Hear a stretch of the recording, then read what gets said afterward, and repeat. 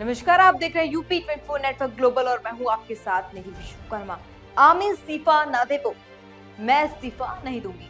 पश्चिम बंगाल विधानसभा चुनावों के नतीजों के बाद ये वो शब्द हैं जिसने पूरे देश की सियासत को गरमा दिया है। एक तरफ बीजेपी की प्रचंड जीत और दूसरी तरफ मुख्यमंत्री ममता बनर्जी का पद छोड़ने से साफ इनकार। आमतौर पर हार के बाद मुख्यमंत्री इस्तीफा सौंपते हैं, लेकिन बंगाल में खेल पूरी तरह से बदल गया है।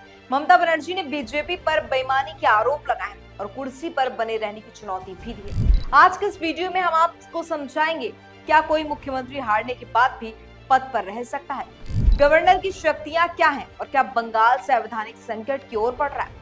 मंगलवार को अपनी पहली प्रेस कॉन्फ्रेंस में ममता बनर्जी ने हमलावर रुख अपनाया। उन्होंने साफ तौर पर कहा कि वो चुनाव नहीं हारी है, बल्कि उनके साथ बेईमानी हुई है। उन्होंने इसे लोकतंत्र की हत्या करार दिया है, लेकिन दूसरी तरफ बीजेपी आग बबूला है। बीजेपी नेताओं का साफ कहना है कि जनादेश का अपमान करना ममता की पुरानी आदत है। बीजेपी के वरिष्ठ नेताओं ने तंज कसते हुए कहा, लात मारकर बाहर निकालो जैसे शब्दों का इस्तेमाल तक हो रहा है। बीजेपी का साफ कहना, अगर आपके पास बहुमत नहीं है तो आप एक मिनट भी कुर्सी पर बैठने के हकदार नहीं है। अब सवाल यह है, क्या ममता बनर्जी वाकई तकनीक रूप से पद पर बनी रह सकती हैं?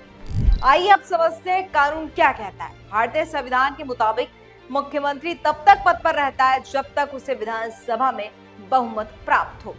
इस्तीफा न देने पर क्या होगा? अगर कोई मुख्यमंत्री बहुमत होने के बाद भी इस्तीफा नहीं देगा तो राज्यपाल यानी गवर्नर की भूमिका सबसे अहम हो जाती है।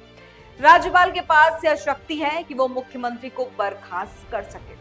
अब संविधान कहता है कि मुख्यमंत्री की नियुक्ति राज्यपाल करेंगे और अन्य मंत्रियों की नियुक्ति मुख्यमंत्री की सलाह पर होगी, लेकिन सभी राज्यपाल के पश्चात पर्याप्त है, यानी during the pleasure of the governor पद पर बने रहते हैं। अगर ममता बनर्जी दावा करती हैं कि वो नहीं हटेंगे तो राज्यपाल उन्हें विधानसभा में बहुमत साबित करने के लिए कह सकता है। अगर वो बहुमत साबित नहीं कर पाती है और फिर भी इस्तीफा नहीं देती हैं, तो राज्यपाल विधानसभा भंग कर सकते हैं या नई सबसे बड़ी पार्टी यानी बीजेपी को सरकार बनाने का न्योता दे सकते हैं। अब बंगाल के सामने तीन मुख्य रास्ते हैं।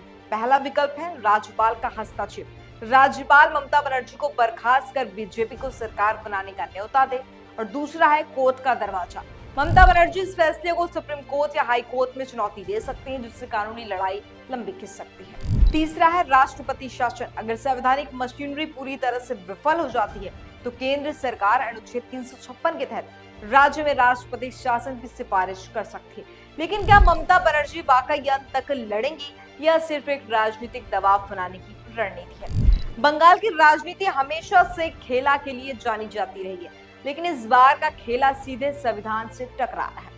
जनता ने अपना फैसला फिलहाल सुना दिया है, लेकिन सत्ता की कुर्सी पर अभी भी सस्पेंस लगातार बरकरार है। क्या ममता बनर्जी झुकेंगी या बंगाल में एक नया राजनीतिक भूचाल आएगा? आपकी इस पर क्या राय है? क्या ममता बनर्जी को नैतिकता के आधार पर इस्तीफा दे देना चाहिए? मुझे अपनी राय कमेंट बॉक्स में जरूर बताइएगा। फिलहाल के लिए इतना ही। देखते रहिए यूपी 24 नेटवर्क ग्लोबल।